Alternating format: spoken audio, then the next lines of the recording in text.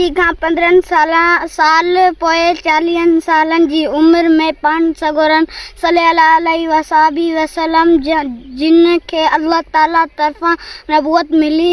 जॾहिं नबी करीम सल्लल्लाहु अलैहि वसल्लम जिन इहा ॻाल्हि बीबी सॻोरे खे ॿुधाई त पाण हिकदमि ईमान आंदाई औरतनि में सभ खां अव्वल बीबी साहिबा ईमान आंदो।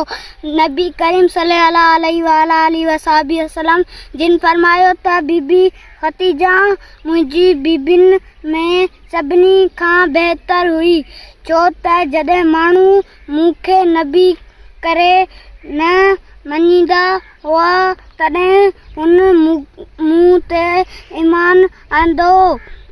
जॾहिं मूं वटि कुझु बि न हो तॾहिं पंहिंजे माल सां पंहिंजी मदद कयाईं।